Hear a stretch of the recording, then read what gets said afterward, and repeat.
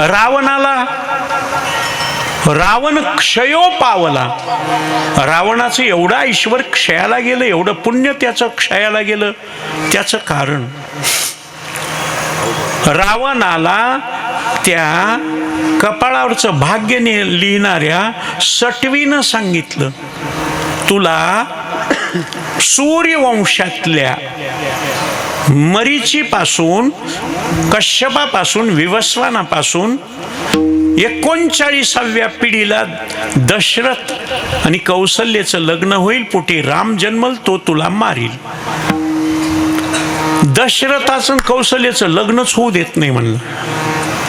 लग्नच नाही झालं. कौसल्याला मुंडोळ्या बांधलेल्या, हळद लागलेली, आणि रावण गेला आणि उचललं ना आणि पेटीत टाकलं. ती पेटी तिमिलिंग नावाच्या माशाच्या तोंडात गेली. जा समुद्रामध्ये म्हणला. नवरीच गायब. आता लोक म्हणते मंडपातून नवरी पळून गेली. आताच नाहीये, हे पहिल्यापासून आहे. पळवा पळवी, दादा कोंडक्याचा पिक्चर, पळवा पळवी. दशरथ राजा ज्या नावेतून येत होता त्या नावेवर स्वारी केली राक्षसानं. जहाज तहेस नहेस करून टाकलं. एका फळीला आधार घेऊन वाहत वाहत, अन्न नाही, पाणी नाही, मुंडोळ्या बांधलेल्या, हळद लागलेली, नवे कपडे. त्याच वेळेस या तिमिलिंग नावाच्या माशाच्या तोंडातली पेटी पाहिली. सगळे मासे त्याच्यावर धावले. ते म्हणला युद्ध करा. पेटी भेटावर ठेवली ना हा युद्ध करण्याकरता मध्ये शिरला. त्याच वेळेस दशरथ राजाची फळी तिथं गेली. इकडं तिकडं बघितलं, ह्या पेटीत काही खायला असेल म्हणून उघडल्यावर मध्ये थरथर कापणारी कौसल्या. तुम्ही कोण आहे म्हणलं कौसल्या. पेटीत का बसलात? त्या दुष्ट रावणानं मला पेटीत बंद केलं. माझं लग्न ठरलं होतं दशरथ राजाबरोबर, अयोध्येचा, सूर्यवंशातला अजयराजाचा मुलगा. ते म्हणला मीच दशरथ. ते म्हणलं कसा आला घसरत? ठरवून येता आला असतं का? पण ते बरोबर आहे. तो का म्हणे नाही चातडी चालत तातडी, प्राप्त काळ घडी, दोघांनी एकमेकाला. आणि महाराज लग्न सुद्धा 8 प्रकारचं असतं. प्राच्य लग्न, आर्ष लग्न, ब्राह्म्य लग्न, प्राजापत्य लग्न, राक्षसी लग्न, गंधर्व लग्न, पिशाच्य लग्न, असे लग्नाचे सुद्धा प्रकार आहेत. दोघांनी एकमेकाला पाहिलं, मंगलाष्टक नाही, काही नाही, लगेच बघितलं, मनोमन लग्न झालं. शरीराचं शरीराला लग्न वासनेनं होत असते. मनाचा मनाला लग्न तडजोडीनं, ॲडजस्टमेंटनं होत असते. आणि हृदयाचं हृदयाला लग्न त्यागानं होत असते. आणि मग असं लग्न पेटी हे नारदानं सांगितलं रावणाला. काही गरज होती का? पण अजून बघा, कळ लावणारे माणसं नारदाची वंश परंपरा चालवतात. आणि लावालावी करणाऱ्या माणसाला दोन्हीकूनही चहापाणी असते. म्हणून ते एका ठिकाणी जास्त वेळ इकडं लावालावी करते, तिथून तिकडं लावालावी करते, आणि दोन्हीकूनही चहापाणी आणते.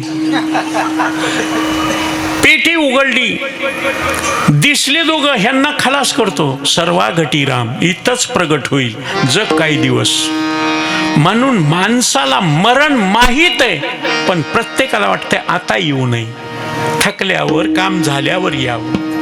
मरण येणारच आहे प्रत्येकाला. मृत्यूलोक आहे, उपजेते नाशे.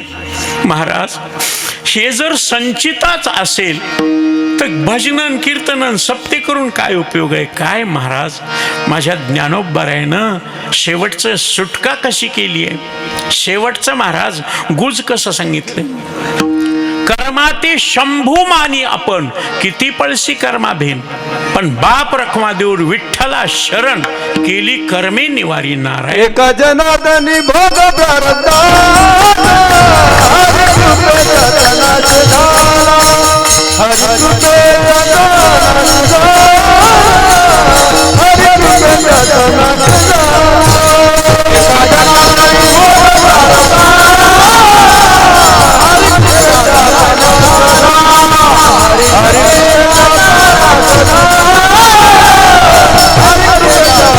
हरि प्रारब्धाचा भोग हरी कृपे, पण संचित जिथपर्यंत संचितामध्ये तिथपर्यंत प्रारब्धात येणारच. संचित संपलं पाहिजे. महाराज हा अभंग बारकाईनं कळाल्यानंतर मंत्रालयातल्या भ्रष्टाचाराच्या फायली जळाल्या.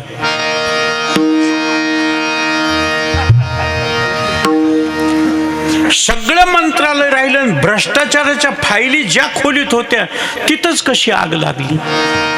कारण भ्रष्टाचाराच्या फायली जळाल्या, पुरावे नाहीसे झाल्यावर शिक्षा होईल कशी? म्हणून भ्रष्टाचार करून सुद्धा याला म्हणाव कोडग्या कोडग्या लाज नाही, कालचा कोडगा आज नाही. योगा योगानं पण हे उघडं पडतं महाराज बाबांनो. मी नेहमी सांगत असतो, खैर खून खाशी खुशी बैर प्रीती अपमान दहिमन दाबै न दबै जानत सकल जान. तुम्ही किती झाकून पाप करा ते कधी ना कधीतरी उघडं पडतं, आणि जे तुम्ही थाट केलाय सगळा जेलमध्ये वसूल होते.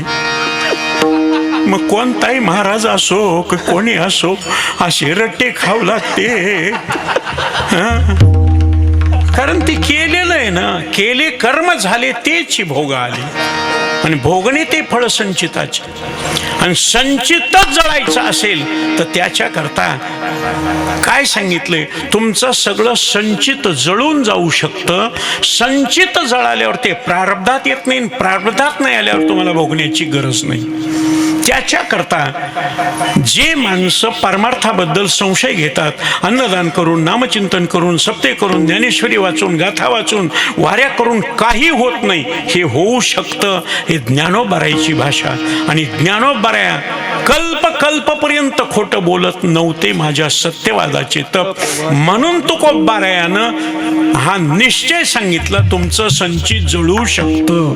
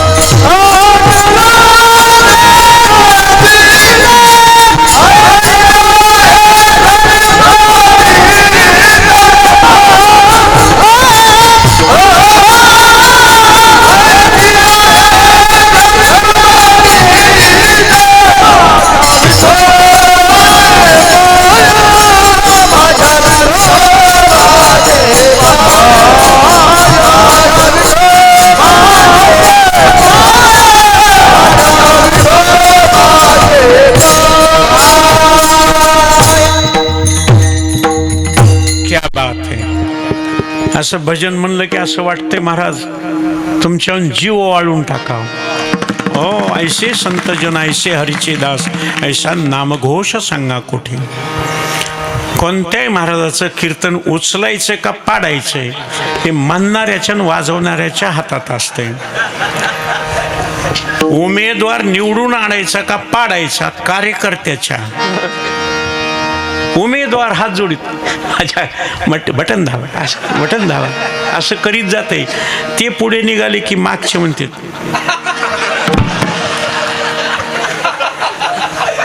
दुसऱ्याचं कशाला. गोपीनाथरावनं मला परळीत वार्डामध्ये उभं केलं होतं. कीर्तनाला समाज, भाषणाला समाज, टाळ्या हेन. माझ्या घरातले 14 मतं, 3 चुलते 3 चुलत्या, त्यांचे 2-2 मुलं, त्यांच्या बायका, मला 9 पडले मत. साहेब म्हणले असं कसं? मला माझं नशीबच राज ठाकरेसारखं आहे. सगळ्यात जास्त कोणाच्या भाषणाला गर्दी? निवडून किती आले? 1. आम्ही संस्थेचं सप्त्याचं निमंत्रण देण्याकरता गेलो कृष्णकुंजवर. आम्ही बसलोत असे. ते निवडून आलं ना, पाया पडलं आमच्या सगळ्याच्या. त्याला धरून मधी नेलं आणि त्याला मारू लागले. म्हणलं साहेब ते निवडून आलं त्याला का? ह्या एकट्यामुळं मला 5 वर्ष पक्ष सांभाळावं लागलं. कोणीच नसतं तर पक्ष विलीन करून मी मोकळा झालो असतो. हे एकट्यामुळं कुटाणा आला. हा, पहिला सोडता येईन, दुसरा काढता येईन, आणि सगळ्यात जास्त गर्दी तिथंच. तसं माझं नशीब आहे म्हणलं. मग महाराज तुमचं नशीब असं आहे तर अध्यक्षपद मिळतंय, मोठमोठ्या ठिकाणी कार्यक्रम मिळतात, त्याच्याकरता नशीब दुसरं देवेगौडासारखं आहे. आमदारकीला पडलं पण पंतप्रधान म्हणून लागला नंबर. आमदारकीला पडलं. तुम्हाला आश्चर्य वाटेल महाराज, ते चरण सिंग तर शपथ घेतली, जे बिमार पडलं ते मेलच. त्या पंतप्रधान पदावरच्या खुर्चीवर एकदाही बसलं नाही, पण बोर्ड तर लागला ना माजी पंतप्रधान म्हणून. तसं केशवला नाही काय आलं तर बोर्ड लागला ना आळंदीमध्ये माजी अध्यक्ष म्हणून. आणखी काय पाहिजे? ते बोर्ड तर कोणी काढू शकणार नाही ना. मग झालं, मरावी परिकीर्ती आहे, जिथपर्यंत आहे तिथपर्यंत आहे, काळजीच नाही. आणि आताही कुणीकडे काय गेलं, अध्यक्ष आले. आम्ही म्हणलं सोडून दिलं ना बाबा, तुम्ही त्या अहवालामध्ये पहा. केशव महाराज उखळीकर यांनी थोर मनानं अध्यक्षपदाचा राजीनामा देऊन संदीपान महाराज हसेगावकर यांना अध्यक्षाचा प्रस्ताव मांडला आणि त्याला दुजोरा देऊन ते अध्यक्ष. महाराज तुम आगे लढो, हम पीछे कपडे संभाल. हा, कधीही लक्षात ठेवा, किंग होण्यापेक्षा किंग मेकर होत जाओ.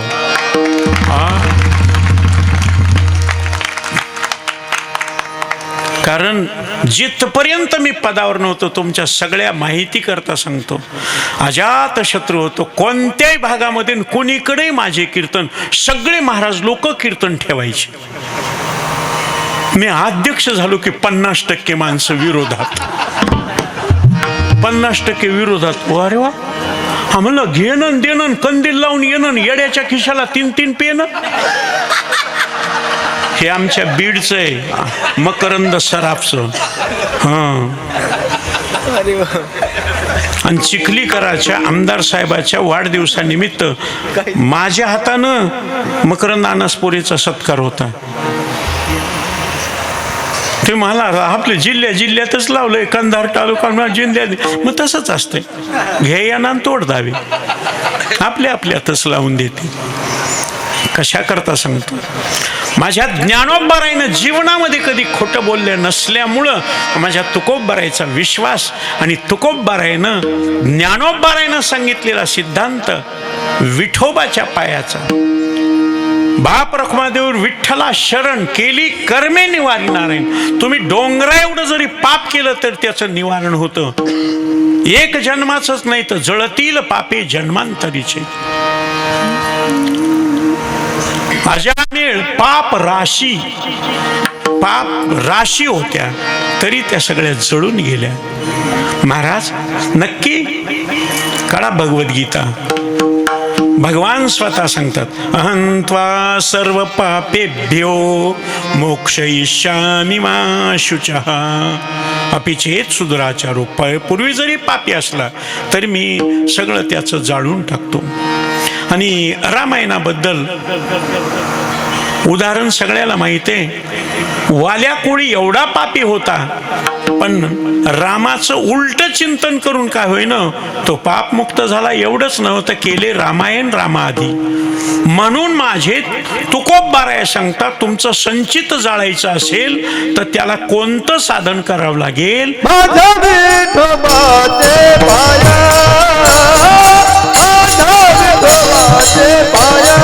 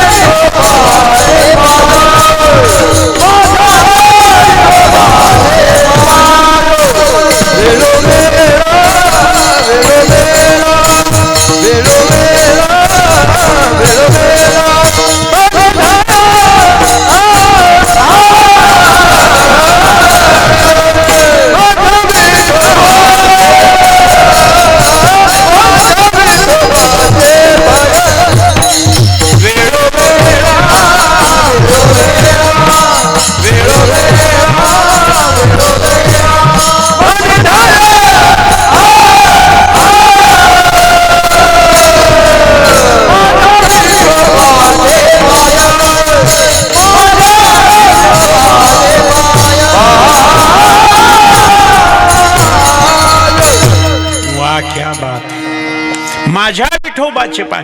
महाराज नुसतं विठोबाचे पाय म्हणल्यावर आम्हाला कळालं नसतं का? माझ्या महाराज सगळ्याला माझं म्हणतो, पण देवालाच माझं म्हणत नाही. म्हणून देवा करता, पूजे करता सुकलेले पानं, कुचक्या सुपाऱ्या, खौट बदाम, न चालणारे पैसे, फाटक्या नोटा, बिनकामाचं हळकून, संजीवनी खारीक. संजीवनी म्हणजे आळे असलेली. बामणाने तर माझं जर खोटं वाटत असेल तर तुम्ही नारळ फोडा. नासकं निघाल्यावर काय म्हणता तुम्ही? देवाला पावलं नासकं. ते घाण उचलून टाकता का? नाही. आणि चांगलं निघाल्यावर तिथं देवाला देता का? खोबळाचे खोबळा निघाला, नका न देते करते, सगळं घरी घेऊन जात. कारण देव माझा वाटतच नाही महाराज. आता भागवतामध्ये लोक दक्षिणा देतात. आमचे बालासाहेब, मी म्हणलं नोटा जोडा बरं. ते म्हणले दादा ही नोट फाटकी आहे. म्हणलं असू द्या. बँकेचे डायरेक्टर ओळखीचे आहेत, बँकेचे कॅशियर ओळखीचे आहेत, मी बदलून घेऊ शकतो. पण कसं बदलतात? नोट त्यांनी मला दिल्यावर मी कपाळावर हाणून घेतलं. कोणी अक्कल चालविली असेल? 10चा एक तुकडा आणि 20चा एक तुकडा जोडलेला होता. आता ह्याला 30 म्हणावं का 15 म्हणावं? आणि कोणती बँक देईल का? आळंदीला गेल्यावर डोक महाराजाला म्हणलं तुम्हाला टोल नाक्यावर चिल्लर लागत असेल हे ठेवले.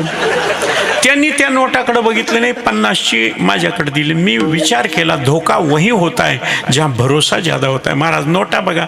ते म्हणले तुमची बघायची गरज नाही, माझी बघा. बघितली तर 20चा एक तुकडा आणि 50चा एक तुकडा. त्याला 70 म्हणाव का 35 म्हणाव? ते म्हणले तुमच्या भागवतालाच नाही, आमच्या रामकथेलाही लोक धोका देतात. हो तेवढं कशाला? मी अध्यक्ष झाल्याबरोबर रात्रीचा फोन आला, अभिनंदन अभिनंदन. मी म्हणलं आता कळालं आम्हाला तुम्ही अध्यक्ष झालात बाबा, लई काळजी होती. मी म्हणलं काय? आपलं पोरगं टाकायचंय संस्थेत. मी म्हणलं कितवी शिकलेलं आहे? 5वी. म्हणलं 5वी नाही, मॅट्रिक पर्यंत शिकावं लागतंय. एवढ्या लहान मुलाला घेत नाही. लहान नाही म्हणली, 22 वर्षाचं आहे. मला कोडच उलगडलं ना. 22 वर्षातून 5वी. ते 5वीला इंग्रजी विषय आला. मास्तरनं स्पेलिंग विचारलं, याला आलं नाही. मास्तरनं चापट मारली. यांनी मास्तर बाहेर निघाल्यावर दगड घातला. आणि त्यावेळेस पासून पुन्हा शाळेत नाही. 22 वर्षाचे. म्हणजे तुम्ही समजावून सांगा. आम्ही मायबाप चाकू काढतोय. मला तितक्या रात्रीचा घाम सुटला. मायबापावर चाकू काढील तर माझं कसं करील? मी म्हणलं ते कुठचं एक बोल नाही नाही दुसरं त्याच्या पाठीवरचं आहे. महाराज MBBS ला नंबर लागला, 97% मार्क पडले. सरकारी कोट्यातून महाराज सगळा खर्च, 1 रुपया भरायची गरज नाही, सरकार सगळा खर्च करणार. 5-6 वर्षामध्ये MBBS डॉक्टर होऊन येते. मग त्याला पाठवा ना. ते आमच्या कामाचं आहे. म्हणजे जे तुमच्या संसाराच्या कामाचं नाही ते कोणीकड? देवाकड. म्हणून माझे पण देवाला. महाराज साधी गोष्ट नाही. एखादा कार्य, एखादं कर्म तुम्ही सातत्यानं 12 वर्ष केलं की त्याच्यामध्ये तेज निर्माण होतंय. म्हणून तुमच्या सप्त्याला तपपूर्तीमुळे तेज निर्माण झालं. 12 वर्ष तुम्ही हा अव्याहतपणे सप्ताह चालल्यामुळं प्रत्येकाला वाटतंय हे आमचा सप्ताह आहे. आणि याची ज्यावेळेस तुम्ही रौप्य महोत्सवी वर्ष साजरं करताल त्यावेळेस मला विसरू नका. काही माणसं म्हणतील तुम्ही राहताल का? माग एक नाव टाकायचं सोपं आहे. पुढे केशव उखळीकर टाका, माग फक्त वय नाही तर काही करायचं. नाही जर लिहिलं तर भूत होऊन येईल, पत्रिका फाडील बघा. कारण 10 वर्षापूर्वी मी येऊन गेलेलो, इथं कार्यक्रम करून गेलोय. आणि तुमच्या करता माहिती करता सांगतो, त्यावेळेस बालासाहेब महाराज बोलावा विठ्ठल, पाहावा विठ्ठल, करावा विठ्ठल अभंग घेतला होता. काही माणसं म्हणली महाराज इतक्या दिवसाचं या ब्रेन हॅमरिंग झालं, डोक्यातलं सगळं बेंदाड काढून चांगलं चालायले. साठी बुद्धी नाटी नाही. महाराज नक्की विठोबाचेच पायच का? पायामध्ये, नामामध्ये, दर्शनामध्ये काय काय फरक आहे महाराज? तुम्ही त्याचं नाव घेऊन टाळी वाजवली की तुमचं पाप जळायला सुरुवात होते. कारण तुमचे हात यमाच्या पाप पुण्याच्या बँकेतली पासबुक आहेत. वराह मिहीर नावाच्या ज्योतिषानं, भृगु ऋषीचा शिष्य वराह मिहीर, त्यांनी ज्योतिषशास्त्र काढलं आणि त्या ज्योतिषशास्त्रामध्ये हस्तरेषा सामुद्रिक, हातावरच्या रेषेला, त्याला इंग्रजीमध्ये पामिस्ट्री म्हणतात. शास्त्र कोणतं चूक नसतं. हे जर तुम्हाला खोटं वाटत असलं तर तुम्ही ज्योतिषाकडे भविष्य बघायला गेल्यावर काय दाखवता? हात दाखवता. ते ज्योतिषी बरोबर बघतो, अंगठा बघतो, तर्जनी बघतो, सगळे बोटं बघतो आणि मग सांगायला सुरुवात करतो.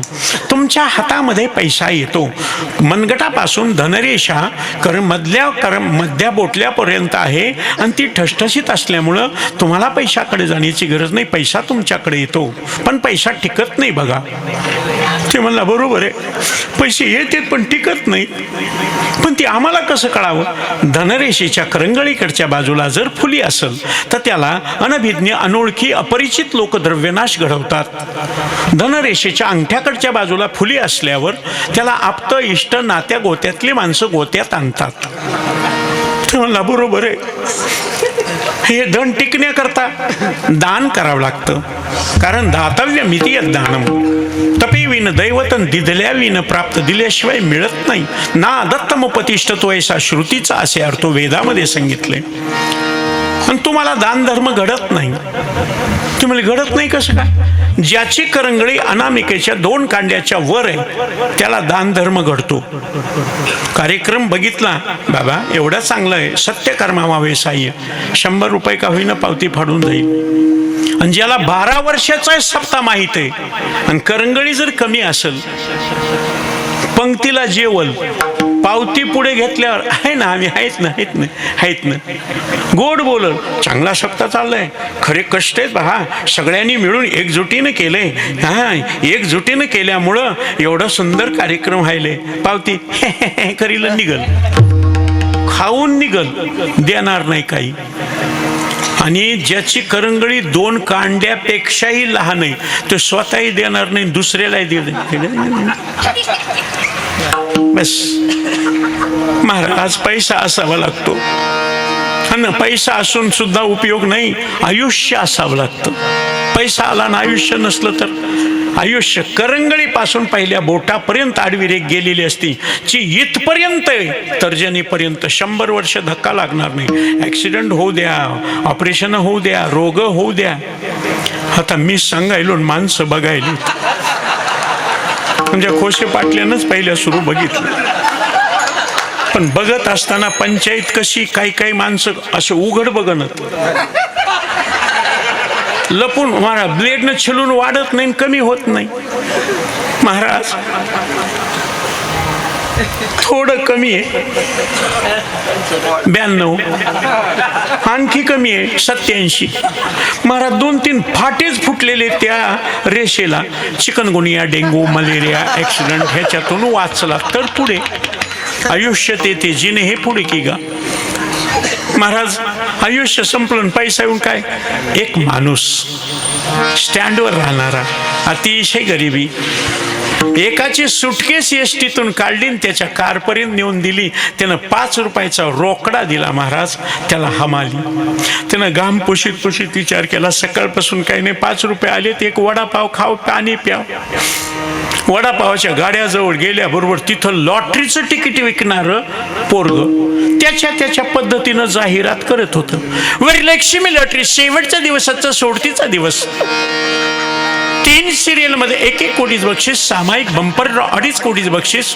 तिकीटाची किंमत फक्त 5 रुपये, 5 रुपये, 5 रुपये. माल लगाएगा माल मिलेगा, हिम्मत करेगा तो भागता, घोड़ा पकड़ेगा नहीं तो बकरी का बच्चा भी नहीं मिलेगा. हिम्मत मर्दा तो मदत खुदा.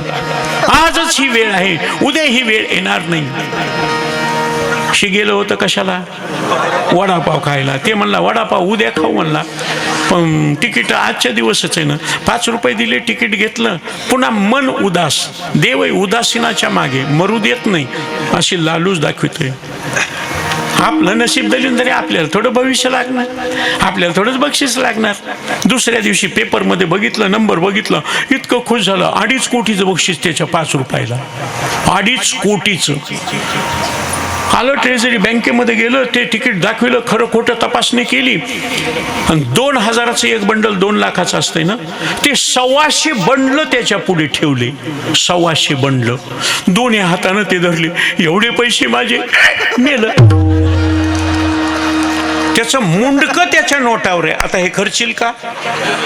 वर्गणी देईल, पंगत करील, मंदिराला मदत करील.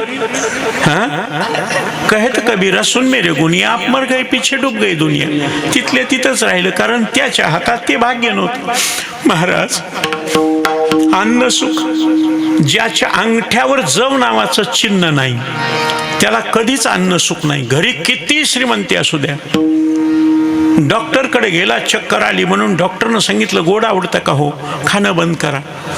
पहाटे उठून बदामाचा शिरा, काजू बदाम पिस्ते घालून दुपारच्या जेवणामध्ये बासुंदी, सायंकाळच्या जेवणामध्ये कधी श्रीखंड, कधी जिलेबी, कधी गुलाबजामुन, कधी मोतीचूर लाडू, कधी डिंक. अजिबात खायचं नाही. मला आवडत आहे तुम्ही खायचं नाही म्हणत. तुम्हाला शुगर आहे.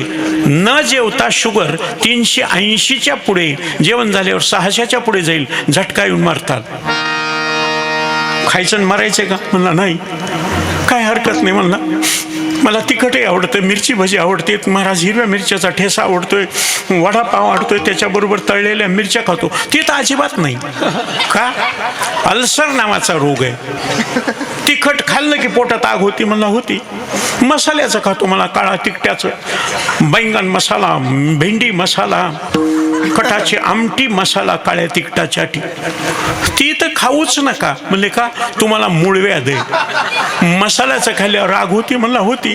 मग काय खाऊ? ज्वारीच्या भाकरी आणि मुगाचं बिन हळदीचं बिन मिठाचं वरण.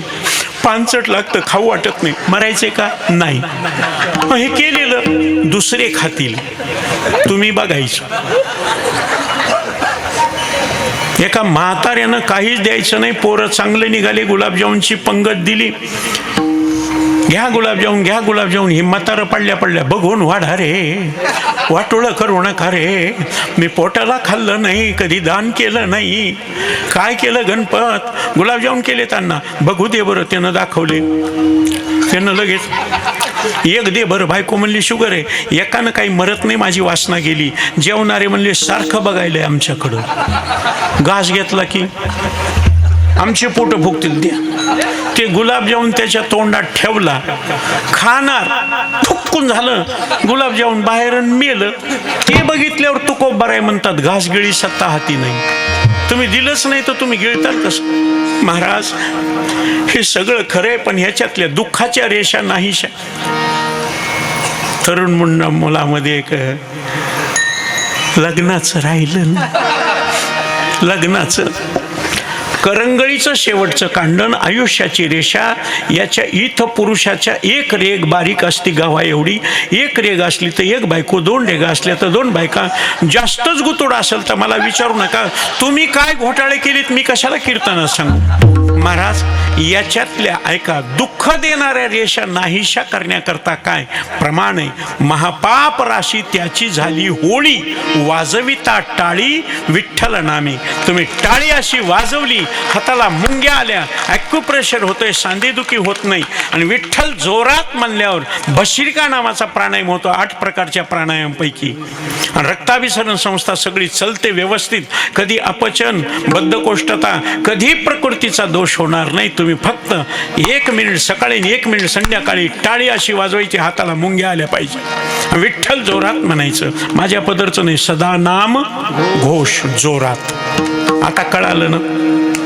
बघा आत्ता फरक पडतोय का नाही यांच्या टाळ्या वाजवण्यामध्ये? नाही तर टाळ्या काय 12 वर्ष झालं वाजवायला. विठ्ठल विठ्ठल विठ्ठल विठ्ठल. जोश. महाराज तुम्हाला आश्चर्य वाटेल, डॉक्टर विनय मांडके जागतिक कीर्तीचे हृदयरोग तज्ञ, आईनं फोन केला, बेटा विनू तुम्हाला आश्चर्य वाटेल महाराज, माझं भाग्य आहे.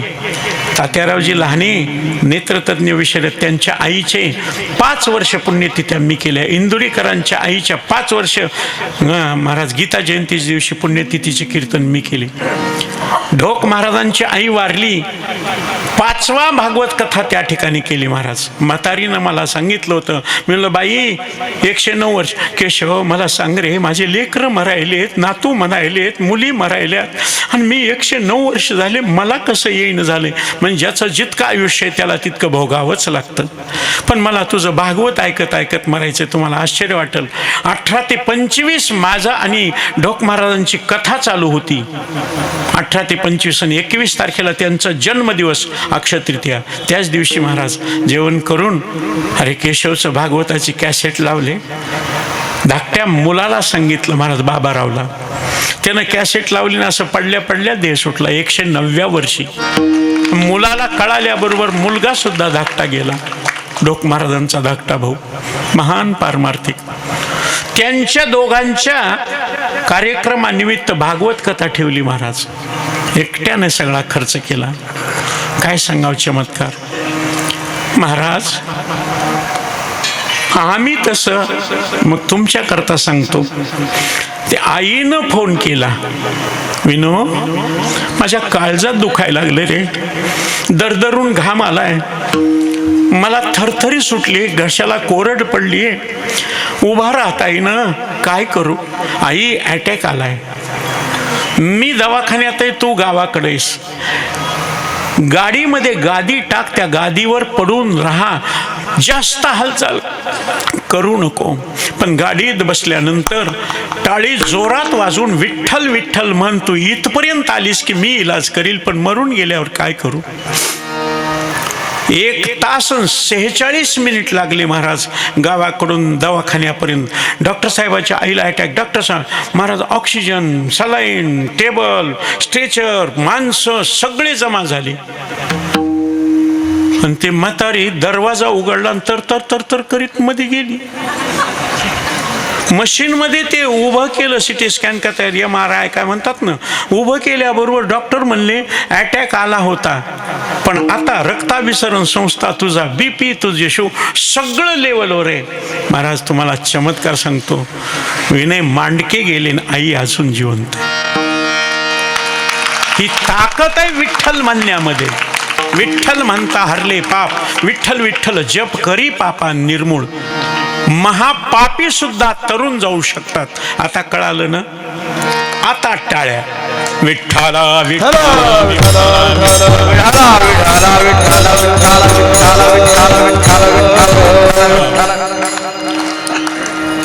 इतके वेळ मीच होतो ना कीर्तनाला. पण कोणालाही विचारलं तर टाळी वाजवून विठ्ठल का म्हणत. उगा म्हणा. समजावून सांगितल्यावर माणसं बदलतात का. समजावून सांगितल्यावर हो. गुणदोष कळाले की गुणाकडे ओढल्या जातो, दोषाचा निवृत्ती होते. महाराज हे झालं पहिलं केलेलं पाप संचितातलं. हे सगळं जळाल्यावर पुन्हा केलं तर नेदी कर्म घडो, कोठे आडर आणि पडो. माझ्या तुकोबराईकडे वाईट वासनेनं स्त्री आली भंडाऱ्या डोंगरावर. जाई होतो माते न करी सायास, आम्ही विष्णुदास तैसे नो. माझ्या शिवछत्रपतीच्या दरबारामध्ये अण्णा दत्तो मोरपंत पिंगळे, येसाजी कंक, तानाजी मालुसरे यांनी कल्याणच्या सुभेदाराचा खजिना लुटला आणि त्यांची सून आणली. तिचं सौंदर्य राजे, हे सौंदर्याचा खजिना बघा, तुमच्या 8ही राहण्यापेक्षा ही किती सुंदर आहे. राजानं त्याचं सौंदर्य पाहिलं त्या सुनेचं आणि सांगितलं काय म्हणणं आहे. काही नाही, तुम्ही जनानखान्यात ठेवा, नाही एखाद्या सेनापतीला द्या, एखाद्या वीराला द्या, एखाद्या शूराला द्या, नाही तर हजारो स्त्रियाची बेअब्रू केली मुसलमानांना, आपण त्याचा बदला गेल्यासारखं होईल.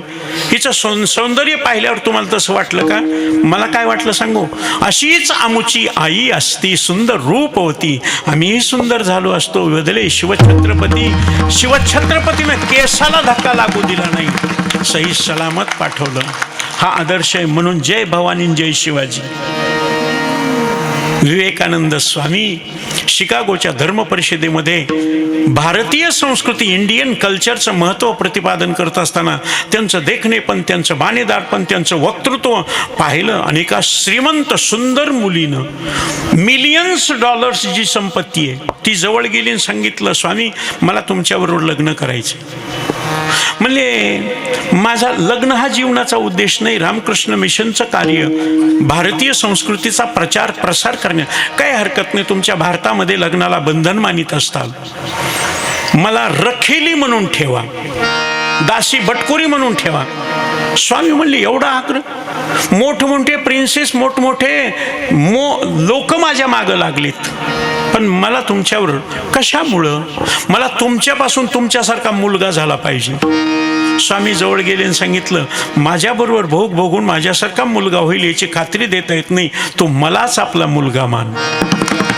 त्या मुलीच्या मनातली वासना निघून गेली, ती भारतामध्ये भारतीय संस्कृतीचा प्रचार प्रसार करण्याकरता राहिली. तिचं नाव भगिनी निवेदिता. मग मला सांगा, पाप घडण्याचा प्रसंग आल्यावर सुद्धा पाप घडू देत नाही का? मनाच्या ठिकाणी पाप निर्माण करण्याकरता मल नावाचा दोष आहे, विक्षेप नावाचा दोष श्रद्धा बसू देत नाही, चंचलत्व आहे. आणि आवरण नावाचा दोष, अभानापादकावरण, असत्वापादकावरण, प्रमेय असंभावना, प्रमाण असंभावना, विपरीत भावना, हे दोन दोष मल आणि विक्षेप काढले की तिसरा दोष गुरु काढीत असतात. आपण आळंदीला, पंढरपूरला एकादशीच्या दिवशी गेलो, आपण फराळाचं आणण्याकरता जातो, पण भजे बघितल्यावर एवढं मनात येतं, एकादशी नसती तर खाल्लं असतं. तसं मल नावाचा दोष यांच्या जीवनातून गेला असतो. म्हणून तुका म्हणे, मळ राहो नेदी तापजाळ. मळ आहे तोपर्यंत ताप आणि ज्वाळ आहे, त्रास आहे मारिती तोडीती झोडीत. पाप आहे तोपर्यंत, आणि ज्याचं पाप संपलं त्याला काळ गुलाम सलाम करी. तुकया घरी राबत असे. वेळ भरपूर झालेला आहे. तुम्ही दिलेल्या टायमापेक्षा 10 मिनिट जास्त झालेत. काळजी वाटायली सगळ्याला, युट्यूबर मी घेते का नाही कोणास ठाऊक, आणखी किती बोलते. बरं झालं याला जीव घातलं, नाही तर तावात बोललं असतं. महाराज काळजी नाही. आणि म्हणूनच 1 मिनिटामध्ये सेवा समाप्त. 5 सेकंद विठोबा रुक्माई म्हणायचं, 4 सेकंद ज्ञानेश्वर माऊलीचं भजन करायचं, 3 सेकंद तुकोबारायचं भजन करायचं, सेवा समाप्त.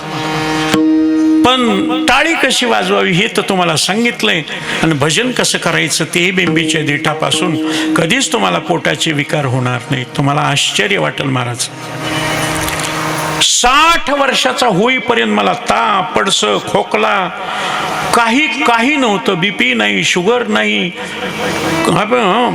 काहीच नव्हतं. मला ज्यावेळेस लोकांनी आग्रह करायला सुरुवात केली, मी भाव वाढविला, गाडी घेतली, भाव वाढविला, पैसे वाढले की रोग सुरू झाले. मग ऑपरेशन, इंजेक्शन, गोळ्यान. काही माणसं म्हणले, महाराज मग आता कमी करावे. आता सवय लागली. महाराज सवय इतकी गच्चाळ लागली मला, तब्येत बरोबर नसल्यावर, घरी पडल्यावर उगाच झोप घ्यावी. डॉक्टर म्हणले भरपूर, झोपच यायची नाही. 1:30 वाजेपर्यंत जागा, इकडून तिकडं, तिकडून इकडं. मी डॉक्टरला सांगितलं झोप येईन झाले. ते कसं आहे, कीर्तन संपलं, बुक्का लावून पाकिट नारळ दिलं की तुम्हाला झोप लागते ना. मग घरातल्या घरातच तुमच्या चुलतीला सांगायचं, बुक्का लाव, रिकामच पाकिट दे, नारळ दे, आणि तिथंच ठेवायचं. आम्ही म्हणलं करून बघाव. काकूला म्हणलं ते पाकिट घ्या, ते नारळ ठेवा, आणि बुक्का इथं लावा, आणि माझ्या हातात नारळ द्या. खरंच चमत्कार झाला महाराज. त्या दिवशी नारळ घेतलं, उशाजवळ ठेवलं, चटकन महाराज 11ला झोप. हे पडिले वळण पडल्यामुळं. आणि मला कशी सवय, दक्षिणा दिल्याशिवाय पाया पडल्या तर मजाच वाटत नाही. आणि काही माणसं, थांबा महाराज फुकट, उखळात तुम्ही नुसतं काढल्यावर काही येईल का बाहेर? मग त्याच्यामुळं काही दिल्याशिवाय काही माणसं म्हणतील लागलं भीक मागायला. काळजी करू नका, मला द्यायचं तुम्ही ठरविले. फक्त आता तुम्ही इथं दिव्य भव्य मंदिर आणि हा सप्ताह शताब्दीपर्यंत चालावा. आम्ही गेलो तरी हरकत नाही, नंतरच्या पिढीपर्यंत तो वारसा द्यायचं काम तुमचं आहे. म्हणून तुम्ही टाळ्या कमी वाजायल्या. महाराज, या नेरूळ सेक्टर मधलं मंदिर, विठ्ठल रुक्मिणीचं मंदिर, नेरूळ सेक्टर मधलं विठ्ठल रुक्मिणीचं मंदिर एवढं भव्य दिव्य व्हावं, भारतातलेच नव्हे तर भारताच्या बाहेरचे मंदिर कोणतं विठ्ठल रुक्मिणीचं भव्य दिव्य? पंढरपूरचं का नेरूळचं? असं इथपर्यंत लोकांनी यावं. आणि लक्षात ठेवा, आज जे तुम्हाला फोन करावं लागेल, महाराज एक कीर्तन द्या, अमक्या अमक्या तारखेचं कीर्तन द्या, अख्ख्या महाराष्ट्रातला गाजलेले महाराज तुमच्या फोन करतील, आम्हाला एखादी सेवा द्या म्हणून. एवढी महाराज सत्कीर्ती वाढावी, एवढीच विठ्ठलाच्या चरणी प्रार्थना. आणि आपल्या 1 मिनिटाला सुरुवात, 1 मिनिटामध्ये सेवा समाप्त. विठोबा रखुमा, जय जय विठोबा रखुमा, जय जय विठोबा रखुमा.